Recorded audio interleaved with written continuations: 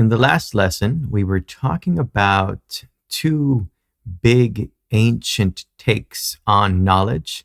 We are speaking, of course, of the battle between, on the one hand, the Pyronian skeptics, and on the other hand, not quite Plato's view on knowledge, maybe just a view that he mentioned, or maybe he believed it. Hey, you never know. But today we're going to look at yet another ancient knowledge claim or set of knowledge claims, because Plato and Pyrrho were not the only ancient minds that were still affecting philosophy in the early modern period. We also have the views of Aristotle in a way still around. Aristotle, of course, was always influential during the Middle Ages, and he goes back all the way to the 4th century BCE. In fact, he was Plato's student. But something that sort of resembled Aristotle's views on physics had sort of dominated the intellectual milieu for like 2,000 years, basically. So we're going to refer to this set of views as the Aristotelian worldview. Let me just say right off the bat that it's not exactly what Aristotle believed, but it was built on Aristotelian ways of thinking. So that's why I would just kind of use the label Aristotelian worldview as shorthand. And so this Aristotelian worldview, honestly, for like 2,000 years, was what most intellectuals believed in Western Europe. But that was in the process of getting overthrown by a different worldview, what we might call the Newtonian worldview.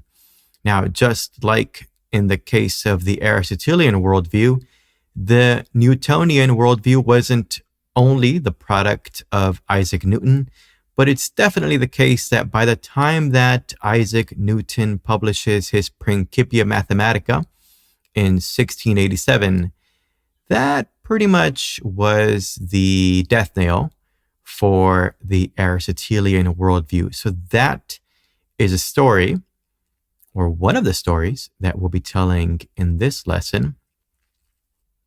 Let's begin by talking about worldviews. We'll get a grip on what the idea even means. And then we'll talk about how worldviews die. And it'll be fun. So let's start with a worldview. A worldview is a grand puzzle that makes the world feel intelligible. Maybe you want to use some synonym like ideology or something like that to help you wrap your mind around this whole concept of a worldview. What I want to make sure is very clear is that it's not just a set of beliefs, all right? It's not just like you take, all your beliefs and you kind of list them. It's a coherent system of beliefs where each belief supports the others. So maybe another analogy besides that of a puzzle is that of a web, like a web of beliefs where the beliefs all support each other.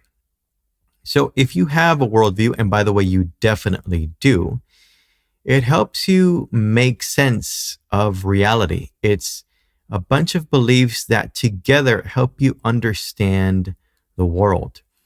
Worldviews tell you what kinds of things exist, for example.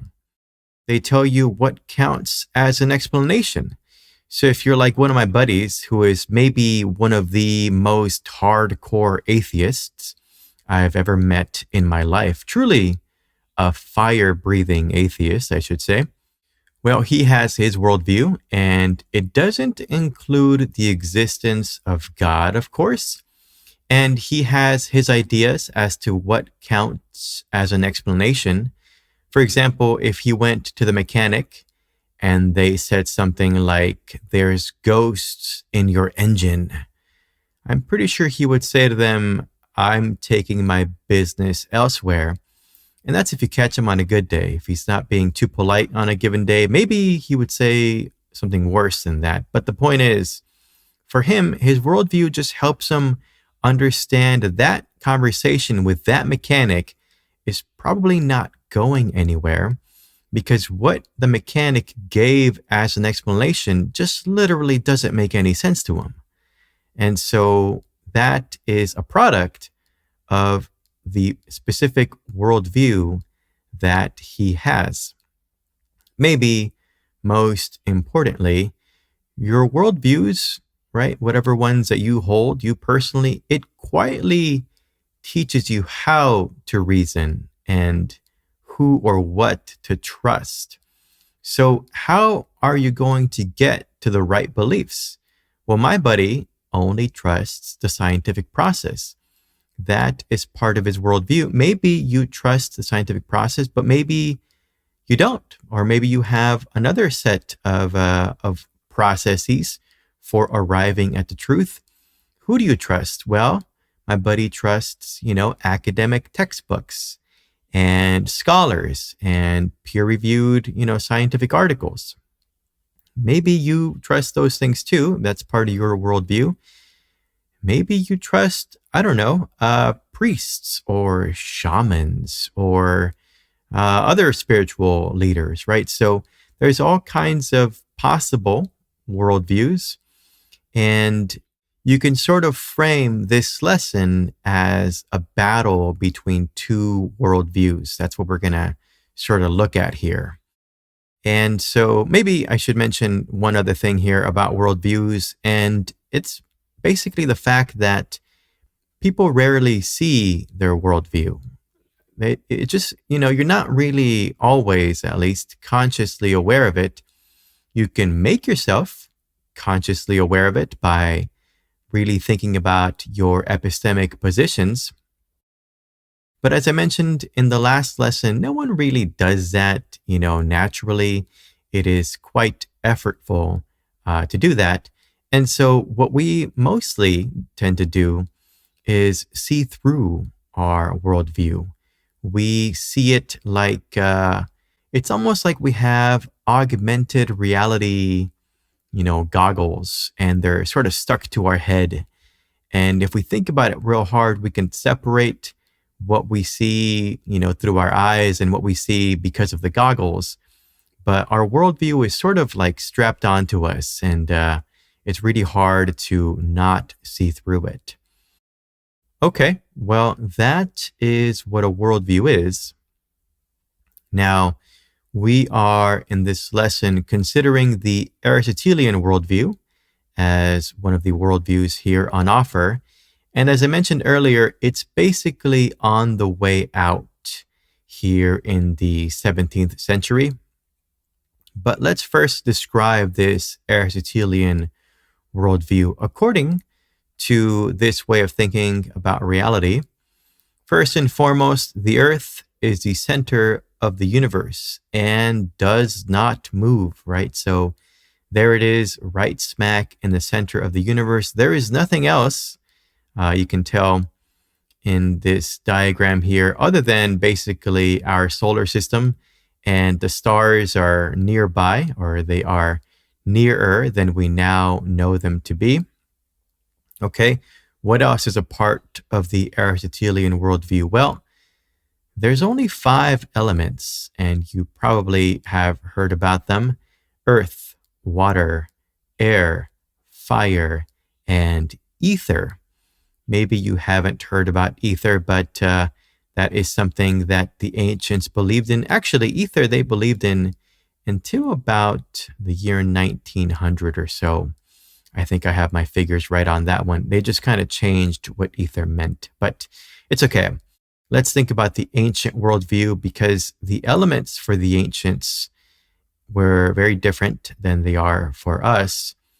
According to the Aristotelian worldview, elements like earth and fire and air, they all moved according to their natures. In other words, each of these elements had a way of moving that was determined by the kind of thing that it is. So earth and water fall and of course, what is at the center of the universe? Earth. So they fall towards the center of the universe, right? They fall towards Earth. And if you want to test this idea, go ahead and grab some Earth and throw it, not at someone, just throw it up. Not directly above yourself either. That would be a bad idea. And see what happens. Of course, it goes to the ground. You can do the same with water. Also, again, not at someone or yourself.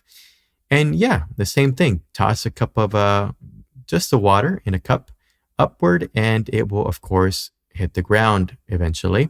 Because that's what earth and water do. They move toward the center of the universe. Notice there is no notion of gravity. It's just what earth and water do. They go towards the earth. What about air and fire? They tend to rise. And this one, let's not do an experiment with the fire. You can just trust me that fire does rise. With air, if you want, you can go get a cup of water and a straw and blow into it, and you will see that the bubbles go to the top because air and fire move away from the center. That is what it means to rise if the earth is at the center of the universe. So that is the nature of air and fire, to rise. Ether, by the way, ether operates above the moon.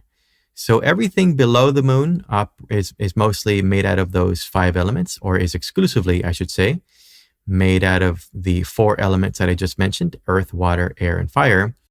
But ether, that 5th element, that resides in the super lunar region, anything beyond the moon. And what does ether do?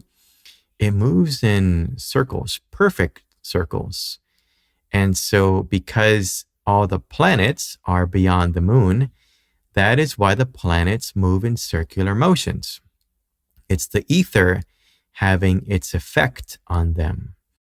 So I want to say a lot of things about the Aristotelian worldview. To be honest, I'm actually holding back, believe it or not. But here's maybe the part that I want to focus on. It wasn't superstition, right? It was actually a coherent theory, and they had arguments for it. It's not like the ancients just kind of believed any old thing. In fact, I think that if you lived in the ancient world, and you seem to be a pretty clever person if you're taking my class, I'm pretty sure that you would have believed in the Aristotelian model too. There were arguments for it and empirical observations. Now, I'm not going to give you all the arguments, just maybe a smattering of some of my favorites. First and foremost, people knew the earth was spherical. And there were a couple of cool ways that they figured this out. And they even figured out, the circumference of the earth, and they had to wait for eclipses to do this. And anyway, it was really, really cool. And, they weren't dummies. They knew that the earth was a sphere, and they knew roughly how big it was. They also, because they knew these things, they knew that the earth rotated at a little bit over 1,000 miles per hour, and that it happened at the equator. Well, this is one empirical reason for why they believed that the earth didn't move. You ever been in a ride share, right? Maybe you're in an Uber ride, and the person is driving really fast. Some people do that. They drive like they want to die, like right now. You can feel it, right? You can kind of feel the G-force of the Uber driver's foot, and you can kind of feel yourself getting pushed back. Well, if the earth is moving at 1,000 miles per hour, in other words, way faster than your Uber, why don't you feel it? Well, if you don't know the reason, neither did the ancients. And basically, they concluded, well, that must mean that the earth isn't moving. Because if it were moving, again, we know what its circumference is. So we know it'd be moving at around 1,000 miles per hour. We don't feel that. So it must be the case that it isn't moving. That is a perfectly valid argument. Is it sound? Well, probably, as we know, it's not. But that is in the very least, the result of careful reasoning. Okay, what else did the Aristotelian model rest upon? What other kind of evidence? Well, the ancients knew that large objects don't move without massive forces. And of course, the Earth is very large indeed, and they couldn't think of a massive force that could have an effect on it. There's another reason why the Aristotelian model, with the Earth at the center not moving, made sense to them. And I'll give you one more. Fire rises, rocks fall. They had a theory as to how the elements worked. And, it just seemed to be that everything cohered together. It made sense, like all the puzzle pieces fit together. And so because it fit everyday experience, and because it explained the data that they had available to them, the ancients believed in this Aristotelian worldview, and so did the people in the Middle Ages, and so did people, through the 1500s. That is exactly how powerful the reasoning behind this worldview was. People believed it for, again, around 2,000 years. But it's not just about astrophysics. Your worldview is more than just a picture of the universe. It's actually, in an indirect kind of way, establishing and supporting all kinds of other beliefs. For example, the idea that we should trust in tradition and authority, that gets reinforced by the Aristotelian worldview. This idea that we have this way of thinking about the universe that literally goes back, at one point, 2,000 years, that sort of puts into your mind this idea that older is better, and it's been working for so long. Why in the world would we change it, right? So authority figures and tradition sort of get a boost from this worldview and the fact that it dominated for so long. Also, this idea that an explanation ought to be having to do with purposes, right? Today, when you get an explanation from physics, it's all about mechanisms and equations and that kind of stuff. But for the Aristotelian worldview, the way that you explain things is through the function of the thing, right? So fire rises. Why? Because fire rises. It's in its nature to rise. That's what fire does. And so everything has its purpose. And so that's what it's going to do. This also, by the way, reinforces the authority idea, right? An authority figure has its purpose to tell people what to do. So it makes sense that we who, aren't authority figures, listen to them. Same thing with tradition, right? So tradition dictates what we do. And so that is its purpose. And our purpose is to follow it. And so that is what we should do. Obey tradition and authority. Okay, one more here that is sort of not immediately evident or intuitive, but reason is superior to experiment. So this worldview had dominated for so long that it just kind of made sense that, if you observe something and it doesn't quite jive with the worldview, well, assume that the worldview, which is also basically common sense at the time, assume that that is correct, and assume that your observation, something messed it up. Something in your, process of looking at, reality got messed up so that what you saw contradicted the Aristotelian worldview. So that is another thing that the Aristotelian worldview reinforced. This idea that trust in reason, right? Explanations have to have purposes. Trust in tradition, trust in authority.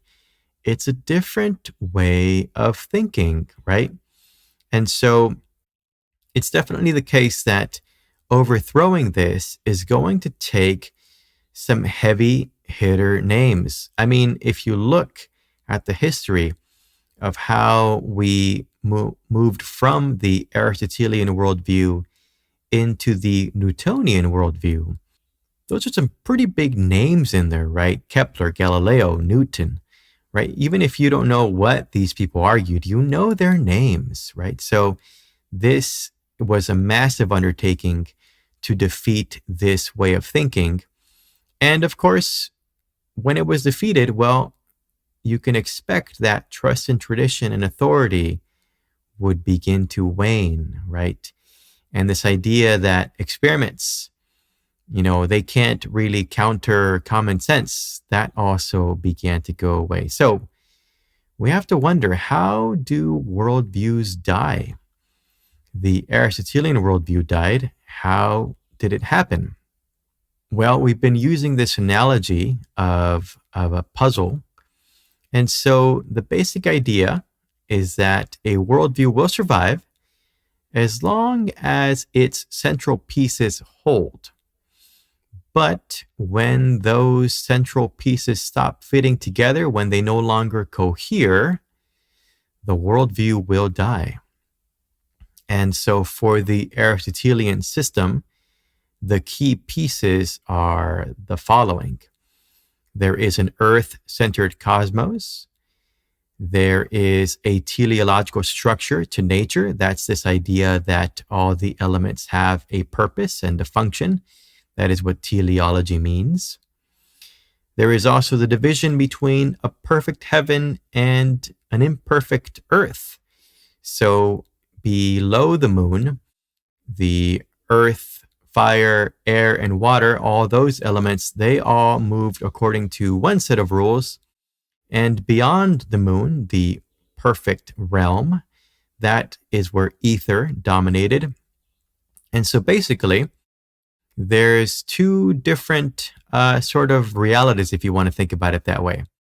A certain set of rules operate here on Earth and everywhere beneath the moon. And another set of rules operate beyond the moon. And so, very important here, not one set of equations could possibly govern both below the moon and beyond the moon. It is two separate sets of equations. So that is, of course, different from what Newton believed. For Newton, it didn't matter if you're, calculating a cannonball, the trajectory of a cannonball, or the trajectory of Venus, right? It is the same set of equations. Last central piece of the Aristotelian system that we're mentioning here, at least, is that motion is explained by intrinsic natures, right? So fire rises, earth goes to the center, not forces. There is no mention here of gravity. You can imagine that as there were new and better observations that challenged the central pieces of the Aristotelian worldview, well, this web of beliefs just no longer seemed as cohesive, and the whole thing began to fall apart. Okay, this has all been very abstract. Let's dive here into story time. Okay, we are in London. The year, my friends, is 1600. And this is not a terrible time to be alive, at least in this particular place. This is known as the Tudor period, which is by and large, a time of stability and even growth. So it's a pretty good time period in general, but it is actually during a quite stable reign, that of Queen Elizabeth I in the throne or on the throne for about 45 years. Now, it wasn't 100% honky-dory. There was still, of course, as we mentioned, some religious violence. In particular, the Protestants were not being very nice to the Catholics.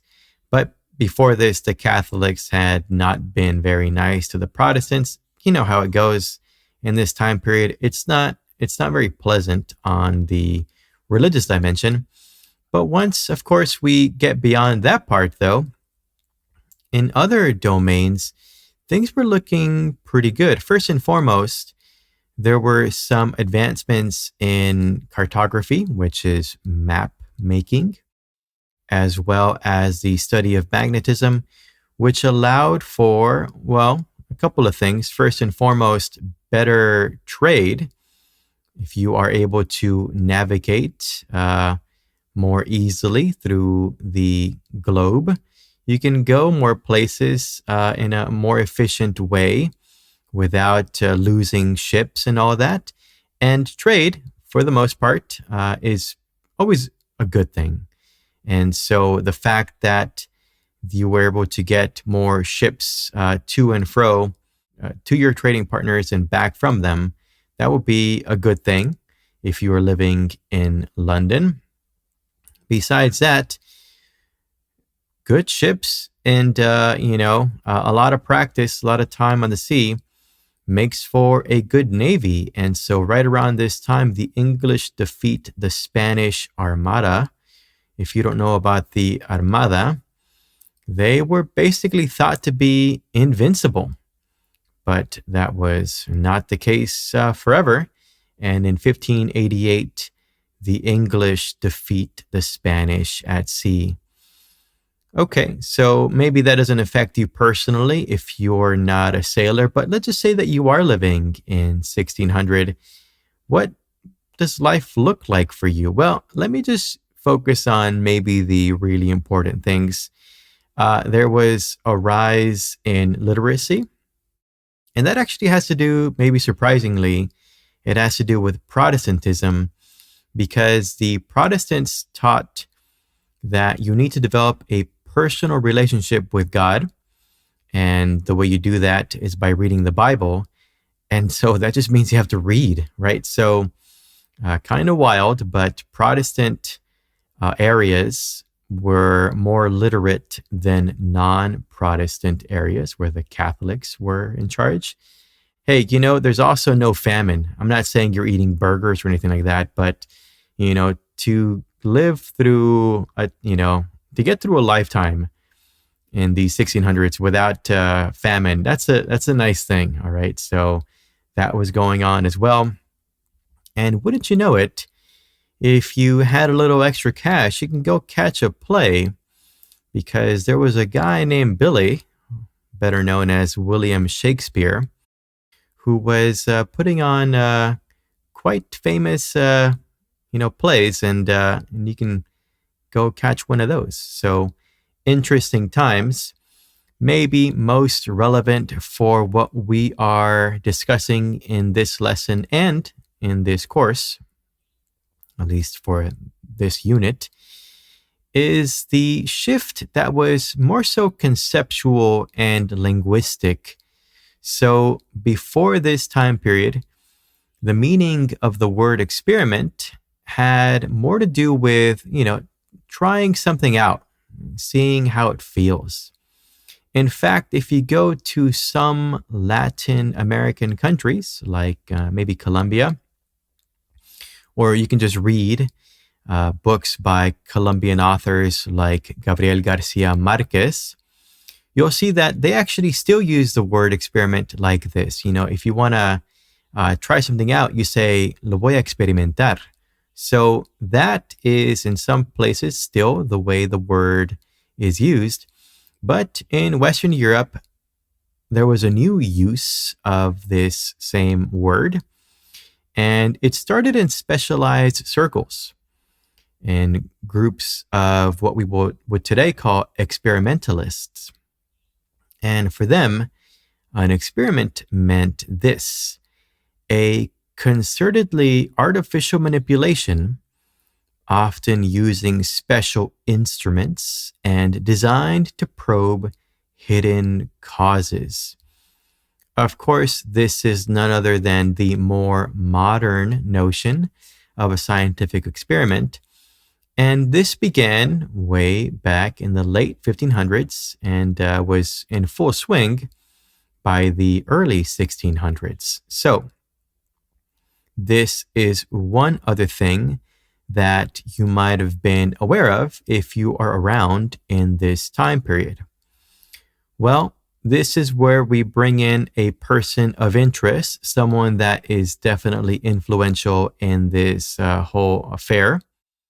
His name was Francis Bacon. Now, he was a man who wore many hats, as you can tell in this image. But we are going to focus, of course, on his philosophical endeavors. And he is, if you want to, just like a baseball card, maybe the most important thing that he did is he developed or codified what we might today refer to as the scientific method. And so that is what we're going to talk about. Let's dive into what Mr. Francis Bacon accomplished. So as I mentioned, he wore many hats. So he was a successful politician by the year 1600. But that's not, if you want to say, that's not where his heart was. He wanted to reinvent how we inquire, how we figure out what's true. And well, for that reason, he had to do battle against what counted as common sense in that time period. So among the many things that he had to do battle with, he had to fight against the Aristotelian worldview. He also had to fight this inclination to blend natural philosophy, or what we would today call science, with religion. People were doing that kind of a blending thing. They were kind of a little sloppy about it. So they were just kind of combining these two things. And Bacon said, let's not do that. That's not a good idea. Bacon also battled against the authority of tradition and quote unquote common sense. And of course, the belief that reason alone could uncover nature's laws. In other words, he was saying, hey, we should probably look at experiments and rely on them to figure out what's what. Another thing I should mention here, very briefly, is that he rediscovered the ancient philosophy of the pre-Socratics. There was a man named Democritus, and Democritus believed in a kind of atomism, the view that everything that we see in this world is made out of atoms. Now, it's not exactly the kind of atomism that we believe in today, but it's, it's on the way, right? So it was, for Bacon, a step toward what we would today think of as a, modern scientific worldview. Well, let's narrow in on a specific idea or set of ideas from Bacon, which he put forward in his 1605 book, The Advancement of Learning. He thought that we have to be careful of, I guess we can call this in general biased reasoning, but he called it idols, right? So there are idols in our minds, and they're not good. They're misleading us. They are not letting us pursue the truth. They are, sort of taking us away from the truth in some cases. And he basically thought, you can't think this way. It will, lead to error. So what are some of these potential biases? Idols of the tribe. I kind of like this one. because it's still very, very relevant. All of these are relevant, but human hardwiring, there just are certain intuitions, what we might call heuristics to the human mind, sort of rules of thumb, and they maybe often work, but they don't always work. So we have to be very aware of them. Otherwise, we will be misled. Idols of the cave is the next thing we have to watch out for. These are our personal biases. So if you are, what's an example that we just gave? Maybe you're pro-Catholic.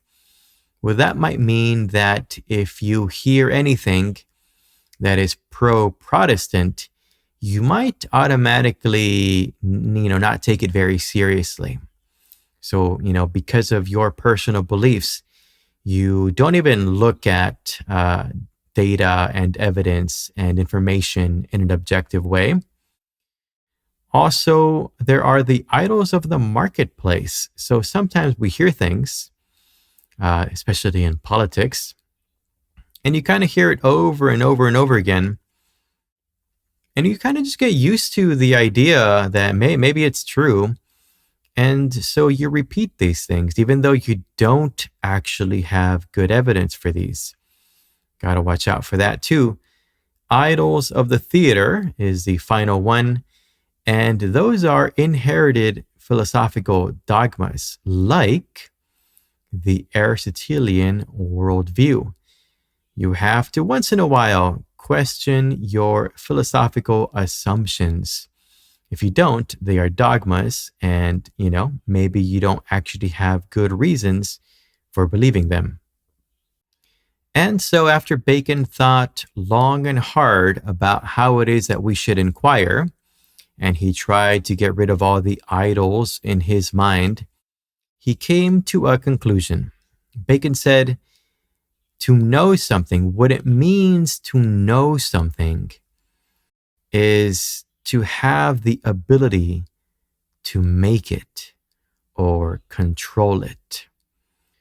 If this sounds like modern science to you, or a little bit like it, then you are definitely on the way to understanding the views of Mr. Bacon. Predict and control. If you can do these things, that's what it means to have knowledge. Well, predicting and controlling, that's what the early experimentalists were doing. Here we have someone performing an experiment before Queen Elizabeth I. And, well, the experimentalists knew, what compounds to make. Like, what do I have to mix with what to create, a different color fire, for example. And so that's the whole idea behind experimentalism, to figure out what does what by just trying it out and seeing if you can understand the natures of certain elements. Now, experimentalists before Bacon were kind of weird. I actually like to think about them as like today, if you have a friend that's really into magic. I do, or I did. And he, I love the guy, but he during that stage of his life, he was kind of weird. He was always trying to get you to, watch a magic trick, watch him perform a magic trick. And he would spend a lot of his money on his, some apparatus to do a particular magic trick. And that's exactly what the experimentalists from the 1500s were doing.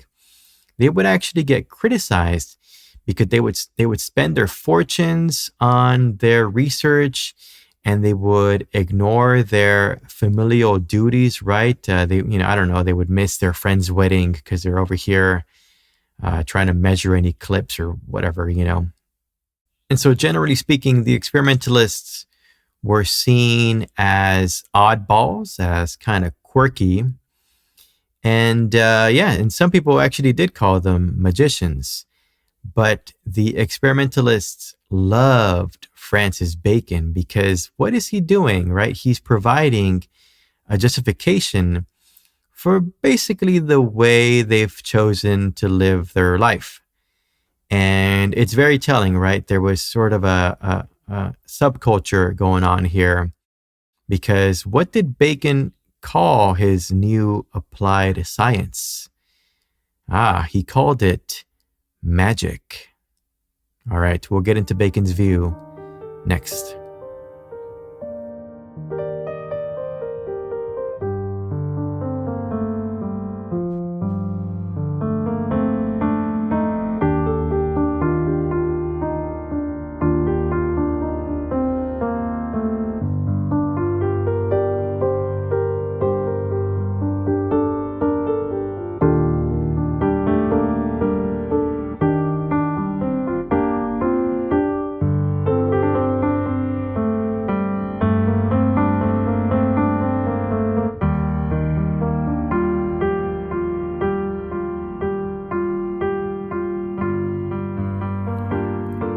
Let's recap real quick. Where do we stand?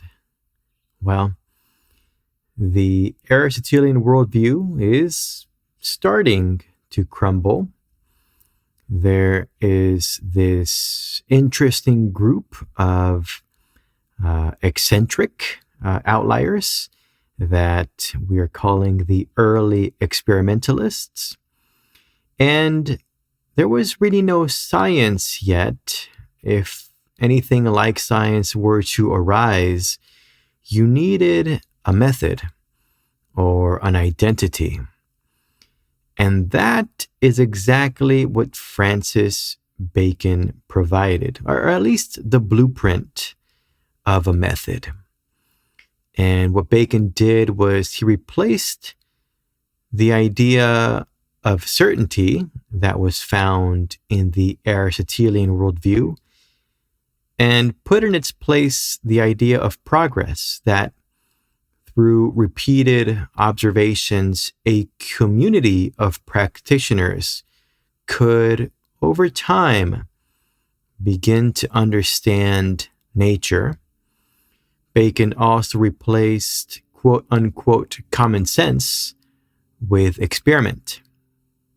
And that is very important because he had to fight against authority, another thing that he replaced. In its place, he put a form of collective inquiry, right? It isn't that everyone alone is out there trying to understand the world for themselves, but rather we collect data and bring it together so that as a group, we can understand reality, right? We have intellectual communities. That is the approach that Bacon was pushing for.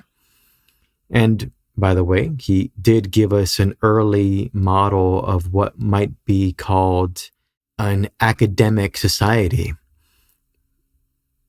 Well, what we're going to do in this next part of the lesson is we're going to explain how he did this through his various philosophical ideas, Francis Bacon, of course. And we're also going to tie Bacon's views to a problem that we explored in the last lesson. I am speaking of none other than the regress problem.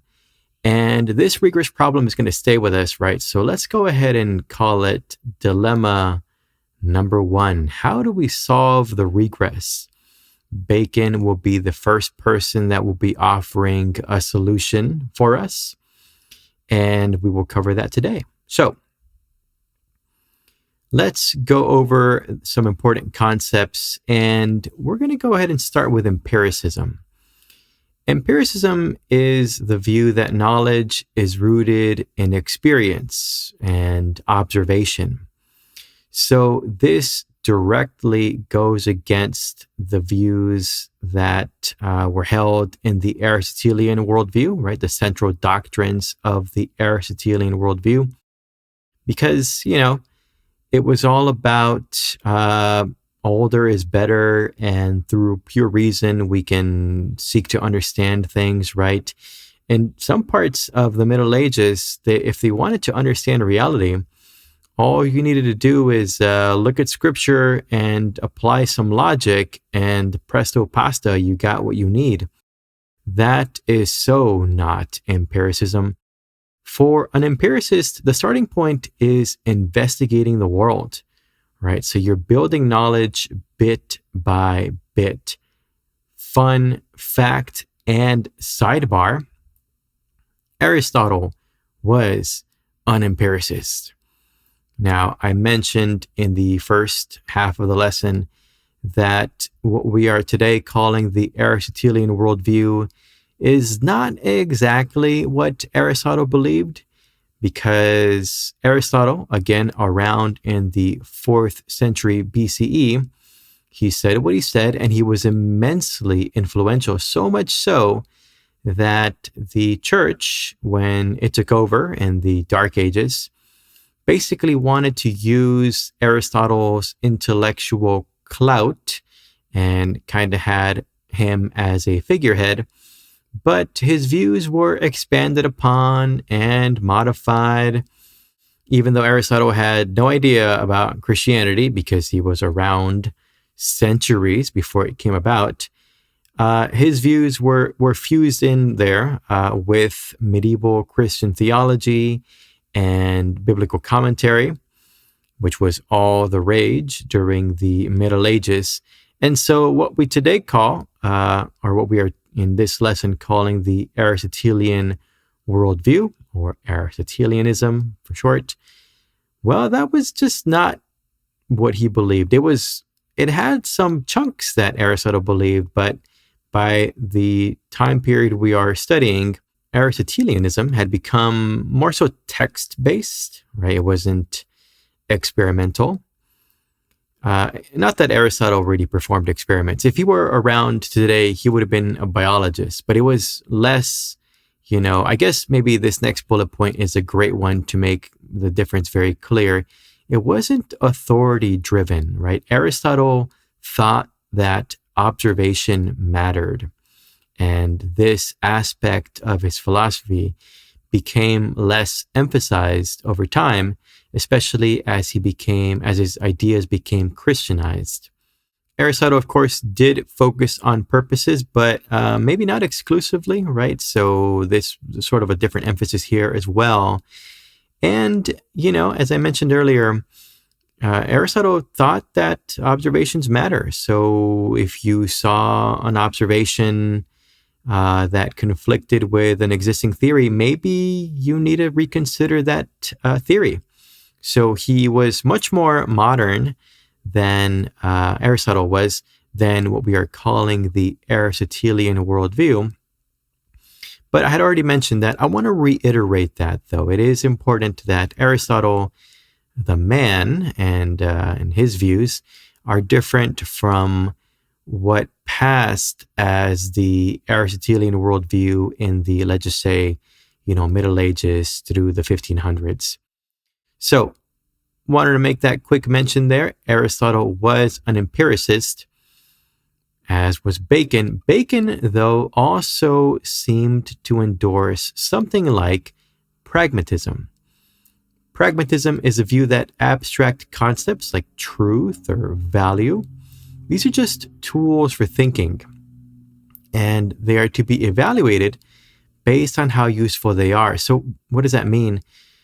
Some people think of truth like a capital T truth, and you want to get to it, and there's a method for it. And Bacon says, well, the idea of truth, we have one idea, and we have that idea because it's a useful tool for thinking.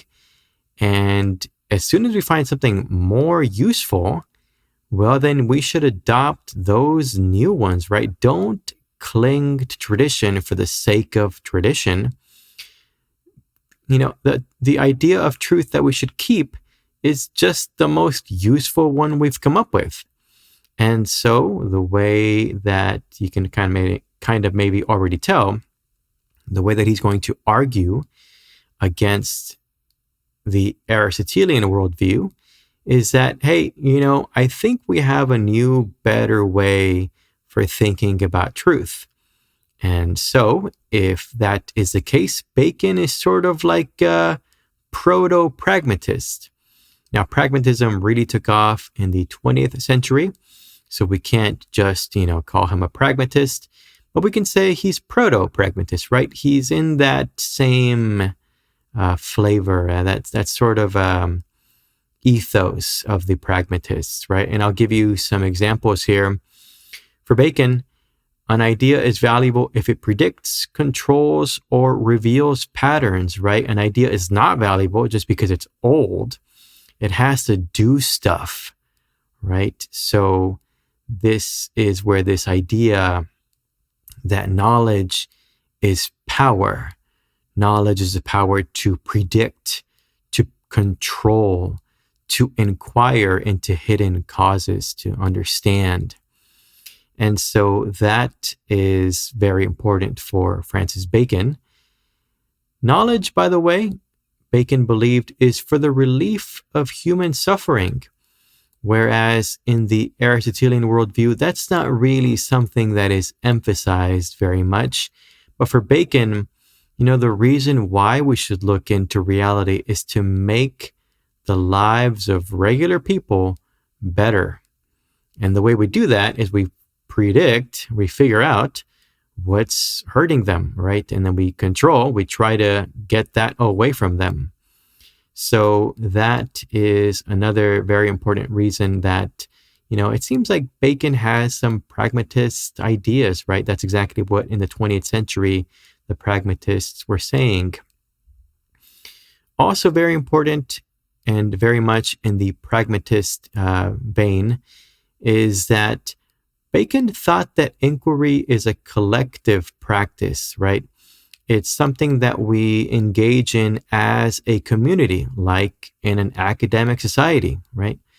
And so Francis Bacon here very much viewing knowledge as the product of a process, much like the pragmatists of the 20th century. And I'll give you one more. We gotta test our ideas, right? We need to successfully manipulate and test our idea, our whatever it is that we're studying. We have to be able to successfully control it or manipulate it, not to be looking for its essences, right? The fire rises, air rises. That's not what experimentation should be based on. Truth doesn't come down to a particular essence that a thing has, but how it behaves when we come up with really, contrived experiments to test it, right? So that is also very pragmatist. One more key idea of Francis Bacon, which again is very ahead of its time, is positivism. Positivism is a philosophical tradition that states, among other things, that only empirically verifiable statements have meaning, or maybe only empirically verifiable statements matter. You should really focus on what you can measure. So one very famous example of a positivist group is the Vienna Circle, again from the 20th century. And they argued basically that some claims, for example, claims about the existence of God, they're not even false. They're actually meaningless. You can't test your ideas about God's existence or the existence of a soul, or a soul that lives after you die. You can't test any of your claims about that. So they are just kind of pointless, right? Pseudo problems. You shouldn't focus on things that you can't test or measure. You should only focus on that which is empirically verifiable. You can check it somehow. And so that is positivism. Bacon, not exactly a positivist in the strict meaning of the term, because positivism officially came about with Auguste Comte, but he definitely had, again, proto-positivist attitudes. So he was not very fond of metaphysics and speculative philosophy, because these are subfields of philosophy that, have sort of perennial problems. Like you can't solve these. They just kind of keep sticking around the same problem for thousands of years sometimes. And so he said, well, if it's like that, and there seems to be no empirical way to resolve this conflict, then that's probably not what we should be spending our time on. As far as I know, Bacon didn't say it's meaningless. That would come again in the 20th century. But he didn't like it, right? And so that's very much in the spirit of positivism. And again, he had a preference for that which you can observe, that which you can measure, right? So that is very positivist indeed. He didn't like teleological explanations, right? So moving away from the Aristotelian worldview. And he didn't like this idea that, just like the positivists from the 20th century, that you can sort of sequester and make it so that knowledge is only for the privileged few, right? The Vienna Circle believed that knowledge had a democratic quality to it. It was linked with democracy. And so Bacon, you can definitely see that in wanting to take the authority of regarding knowledge away from the church and, place it in the hands of a community. That way, knowledge is not only cumulative, but also transparent, right? You can ask people, hey, why do you think this about this particular chemical property? What kind of experiments did you run? And the other person will say, well, here's what I did, and you can try it too. And so that is definitely a key positivist idea and something that Bacon clearly was onto. Okay, so there you have it. Francis Bacon, he was in the empiricist tradition and a proto-pragmatist and a proto-positivist. How does this affect the regress problem? What does any of this have to do with arguing in response, arguing a rebuttal to the regress argument? Well, let me tell you. And basically, it starts by just kind of like, eliminating the premises here, a couple of the premises. Let me get rid of this here. All right, so here's the basic idea. If you look through this argument, you can see aspects of it that rhyme or are based on the JTB theory of knowledge. And that's no secret. This whole way of arguing is a response to the JTB theory of knowledge. It's a way to undermine this JTB theory of knowledge. But Francis Bacon was clearly not having any of the JTB theory of knowledge. His whole idea of knowledge was radically different. Knowledge isn't justified true belief. Knowledge is power. Knowledge is the capacity to predict and control, right? To make something, to manipulate the natural world in some way. And so once you realize that that is Bacon's definition of knowledge, this argument simply is no longer valid. Right. So we can look at a couple of premises here. Let's look at the second one. Good reasons are themselves justified beliefs. No. The good reasons for why you believe something have to do with observation, not other justified beliefs. And so let's go over here to, premise 6, right? Knowledge just is justified true belief. No, knowledge is the power to control, to manipulate, to predict, right? To have some information and be able to use it in practice. So once you see that Bacon has changed the definition of knowledge, leaving the Aristotelian worldview behind and beginning to usher in the modern approach to science, this argument, this regress attack on knowledge, no longer works. That is the whole idea. Now, of course, you can maybe generate a new skeptical argument, this time against Bacon's version of knowledge. And hey, we'll do that in a second. But let's just take stock for the moment. What is knowledge? There is at least two ways you can define knowledge so far.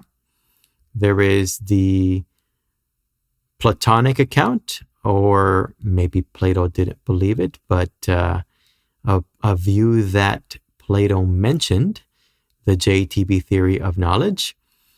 And there is also Bacon's, let's call it the knowledge is power theory.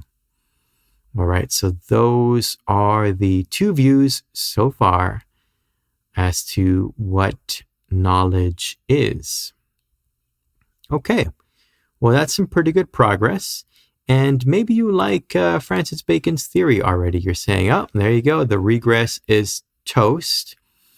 Just so that we can keep playing the game of this course, let me give you a problem for Bacon's views. Now, it is the case that we're treating them as a unit, this Proto-Pragmatism and Proto-Positivism and Empiricism. So if knowledge is power, then here is a pickle. We can imagine a theory that has predictive power, right? For example, the power to predict the occurrence of a particular natural phenomenon accurately.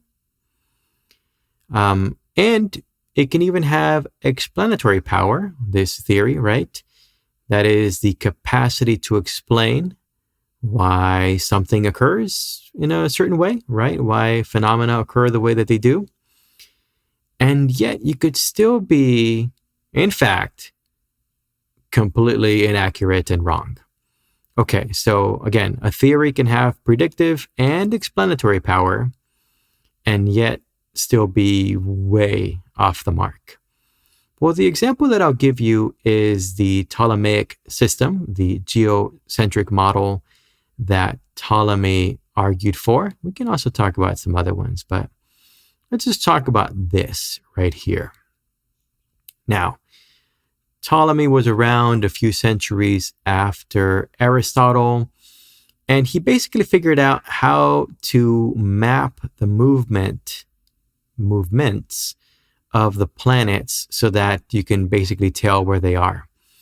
And the crazy thing about the Ptolemaic model is that in a sense, it worked. I mean, no, not even in a sense. No, you can predict where a planet would be based off the Ptolemaic model. And so, yeah, there was predictive power. And you'll recall earlier in the lesson, I lovingly laid out the Aristotelian worldview. There's also explanatory power, like why do the planets move like this? Well, because there's ether beyond the moon, and ether moves in circles, and so that's why the planets move in these circular motions, right? So the Ptolemaic system, it wasn't, a bunch of psychobabble. Like, it could predict where a planet would be, and it had explanatory power. What's wrong with this system? You might say, well, it's not actually true.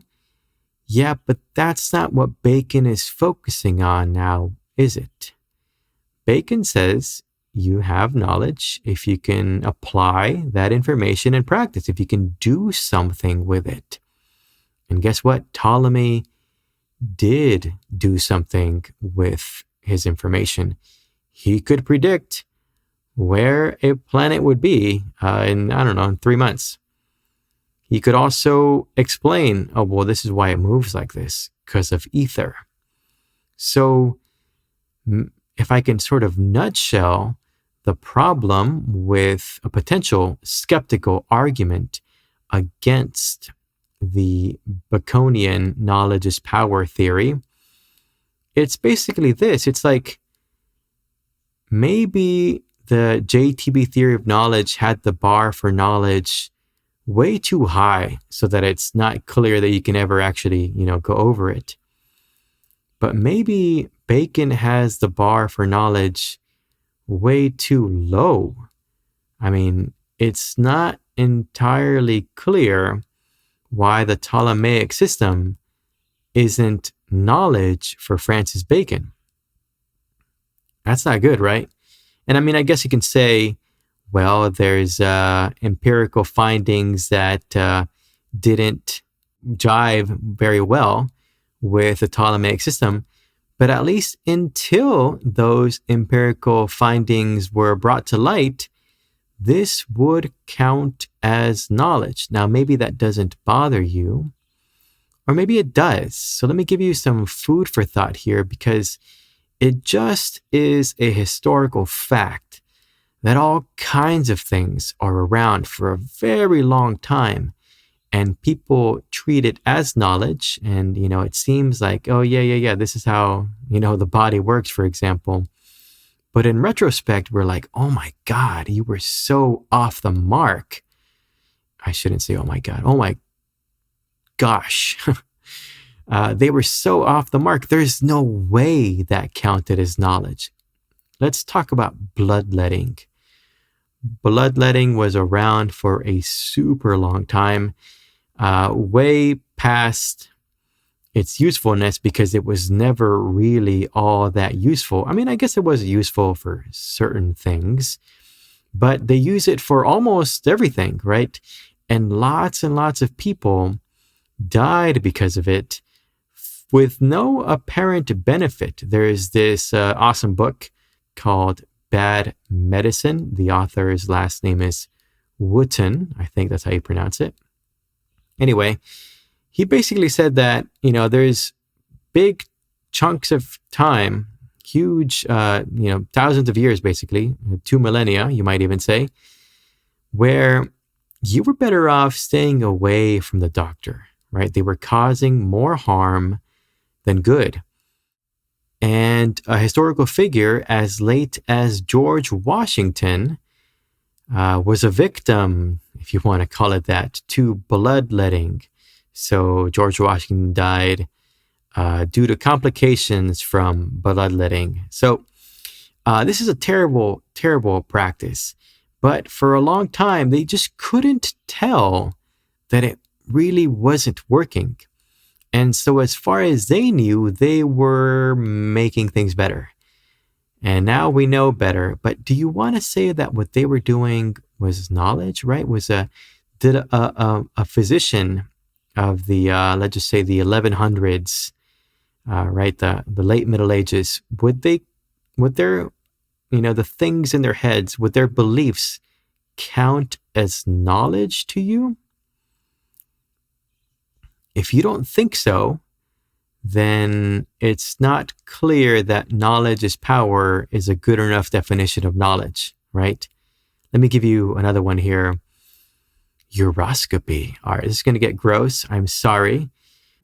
But even though today people do give urine samples and there's a function and a purpose to that, in the Middle Ages, for example, uroscopy, was used for a lot of things that it totally didn't work for.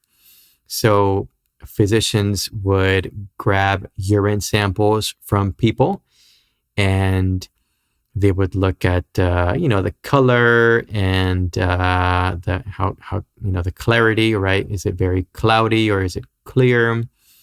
They would even wait for it, taste it. All right. And based off this information, maybe they would guess, oh, here's what you have and you should, lay down for a week.